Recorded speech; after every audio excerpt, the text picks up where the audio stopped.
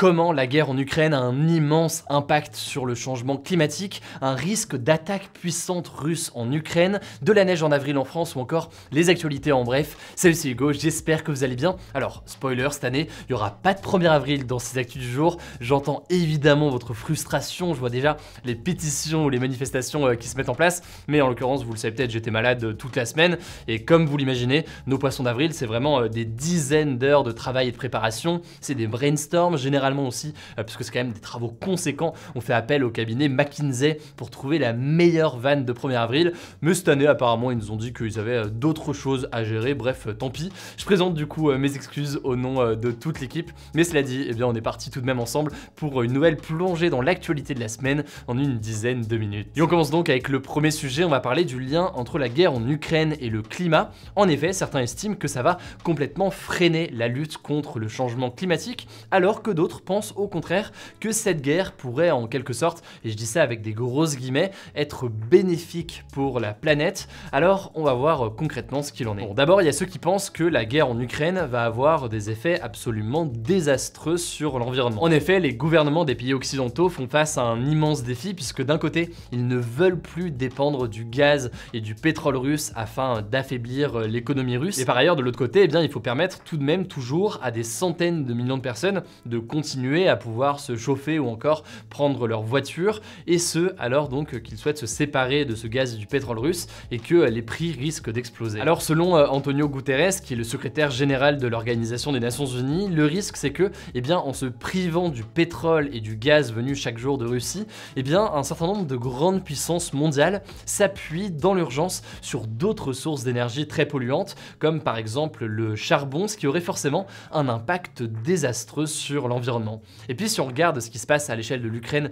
au-delà de la guerre, il pourrait y avoir en fait une catastrophe environnementale. En effet, il y a des sites industriels comme des centrales thermiques ou encore des dépôts de carburant qui ont été détruits dans le cadre de cette guerre. C'est encore d'ailleurs arrivé aujourd'hui en Russie, je vous en parle juste après. Et donc sur le long terme, eh bien, les particules relâchées pourraient contaminer l'air, les eaux ou encore les sols. L'Ukraine compte par ailleurs une quarantaine de réserves naturelles et de parcs nationaux qui abritent environ 180 espèces animales menacées, et donc la guerre menace aussi fortement la biodiversité du pays. Ça c'est donc, vous l'aurez compris, pour les aspects négatifs d'un point de vue environnemental, mais tout le monde ne voit pas forcément les choses de cette manière, et certains estiment que, eh bien, la guerre en Ukraine accélère aussi en fait des prises de décision dans cette lutte contre le changement climatique. En effet, il faut savoir qu'en 2020, c'est 43,6% du gaz et 48,4% du pétrole de l'Union européenne qui provenait de Russie selon Eurostat,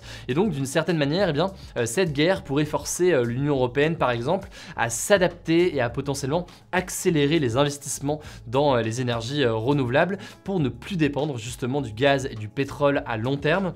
La Commission européenne, qui est l'une des principales institutions aujourd'hui de l'UE, a même appelé le Parlement européen et les pays membres de l'Union européenne à envisager, je cite, des objectifs plus élevés ou plus précoces pour les énergies renouvelables. C'est un objectif qui a été affirmé notamment en France, puisque le plan de résilience qui a été présenté par le gouvernement le 16 mars prévoit de simplifier et d'accélérer le développement des énergies renouvelables. Et puis ça repose aussi une autre question, la question du nucléaire. Là clairement, rien qu'en France, tous les candidats, vous le savez, ne sont pas d'accord, mais aujourd'hui c'est en tout cas à l'heure actuelle une source d'énergie qui reste très peu émettrice de CO2. En gros, pour résumer un peu le débat et l'analyse là-dessus, certains estiment que la diminution de l'utilisation d'énergie dite sale n'est possible que dans des moments comme ça de crise, lorsque les prix de l'énergie augmentent et donc que les dirigeants n'ont pas d'autre choix que de se tourner vers d'autres sources d'énergie peut-être moins polluantes. Après évidemment, on ne peut pas encore déterminer quelles conséquences exactes aura la guerre sur la transition écologique. C'est un sujet donc qui me paraissait intéressant à aborder aujourd'hui, puisqu'on a beaucoup parlé de la question de l'énergie ces derniers jours, mais sans forcément voir les conséquences aussi d'un point de vue environnemental. Je vous mets en tout cas différents liens en description si jamais vous voulez approfondir le sujet de votre côté, et évidemment on en reparlera dans les prochains jours. Allez, on poursuit justement avec un point sur la situation en Ukraine. Le président ukrainien Volodymyr Zelensky a dit craindre, je cite, des attaques puissantes à l'est de l'Ukraine. En gros, les soldats russes quittent le nord et le centre du pays pour se concentrer sur l'est de l'Ukraine, la région du Donbass notamment, mais aussi le sud de l'Ukraine, notamment vers Mariupol, où selon la Croix-Rouge, il va être malheureusement très compliqué d'évacuer des civils qui sont pourtant gens encore très nombreux dans la ville et dans des conditions absolument désastreuses, coupés notamment d'électricité ou encore d'eau. Bref, la situation humanitaire reste catastrophique, on vous tiendra au courant là-dessus. Deuxième information, vous en parlez hier et c'est désormais officiel, les soldats russes ont totalement quitté la centrale nucléaire de Tchernobyl. Ils sont partis avec des otages, des membres en fait de la garde nationale ukrainien qu'ils tiennent captifs depuis qu'ils ont envahi la centrale nucléaire. Alors selon l'agence nucléaire ukrainienne, eh bien les Russes seraient en fait partis puisqu'ils auraient été irradiés par les radiations nucléaires de la centrale. En gros, ils n'auraient pas du tout respecté les règles de sécurité nucléaire de la centrale en creusant notamment des trous dans une forêt radioactive. Conséquence, eh bien les soldats auraient été transportés dans un centre spécial pour traiter les maladies liées aux radiations nucléaires en Biélorussie, qui est donc un pays allié de la Russie. Troisième information, je vous en parlais il y a quelques instants, un responsable russe a accusé ce vendredi l'Ukraine d'avoir attaqué avec des hélicoptères un dépôt de pétrole dans la ville de Belgorod, située en Russie, à l'ouest, près de la frontière ukrainienne, et d'avoir en fait déclenché un important incendie. C'est en l'occurrence absolument majeur puisqu'il s'agirait de la première attaque ukrainienne sur le territoire russe depuis le début du conflit, et surtout en fait la première attaque d'un pays étranger, sans compter les attentats terroristes en Russie depuis la Seconde Guerre mondiale. Alors pour l'instant l'Ukraine n'a pas confirmé ou réagi, on verra donc en tout cas les conséquences. Je vous tiendrai évidemment au courant là-dessus ce week-end, notamment sur Instagram. Le nom du compte vous le savez, c'est Hugo Decrypt. Si vous n'êtes pas encore abonné, on poste cette fois-ci du lundi au dimanche sur notre compte Instagram des résumés quotidiens de l'actualité. Quatrième information enfin pour terminer sur la situation en Ukraine, à partir de ce vendredi, pour acheter du gaz à la Russie, eh bien les pays devront forcément payer en rouble, qui est donc la monnaie russe, sauf pour les pays qui sont des alliés de la Russie. Or, eh bien, les pays européens refusent d'utiliser la monnaie russe puisque ça donnerait à la Russie de la puissance à sa monnaie. Or, justement, avec toutes les sanctions économiques en ce moment qui sont prises, eh bien l'objectif, au contraire, c'est d'affaiblir l'économie de la Russie. Et cela dit, visiblement, eh bien, les Européens ont peut-être trouvé une façon de détourner le système en payant en euros ou en dollars à une banque russe qui, elle, derrière, paierait pour eux en roubles. On verra donc concrètement ce qu'il en est. Allez, on continue tout de suite avec les actualités en bref et on commence avec un premier sujet. Il a neigé ce vendredi sur presque la moitié de la France et de la neige en avril. Ça peut vous sembler forcément assez bizarre. En fait, on appelle ça une goutte froide en météorologie.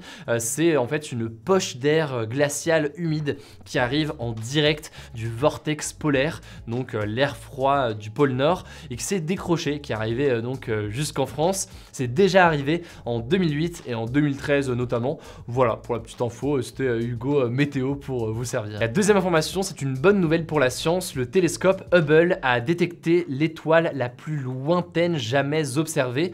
Elle est en fait à 12,9 milliards d'années-lumière de nous. Donc ça veut dire que sa lumière mettrait 12,9 milliards d'années pour être visible de la Terre, sachant que la lumière se déplace à une vitesse de 300 000 km par seconde pour vous donner un ordre de grandeur. Au passage, cette étoile s'appelle Earendel, ça veut dire étoile du matin en vieil anglais, et elle fait 50 fois la taille de notre soleil. Voilà, petite actu pour votre culture générale, ça fait plaisir. Enfin, dernière information pour terminer, ce samedi c'est le début du Ramadan. Alors dans la religion musulmane, c'est un mois pendant lequel on ne mange pas entre le lever et le coucher du soleil, et c'est aussi un mois pour se rapprocher de Dieu. Donc les musulmans prient beaucoup, souvent ils lisent aussi le Coran. C'est aussi évidemment des moments de partage avec sa famille et ses proches. Bref, évidemment, petite pensée du coup pour vous si jamais vous le faites. Voilà donc pour ce nouveau résumé de l'actualité en moins de 10 minutes. Je le disais hier, on a publié une nouvelle vidéo sur notre chaîne principale où on se plonge dans le parcours assez particulier, il faut le dire, de Volodymyr Zelensky pour voir bien cette vidéo qui dure une vingtaine de minutes, qui est une sorte de mini documentaire sur Zelensky. Et bien je vous mets le lien directement en description. N'hésitez pas à vous abonner évidemment, mais c'est pas encore le cas. Prenez soin de vous, prenez soin de vos proches et on se dit à lundi pour le retour des actus du jour.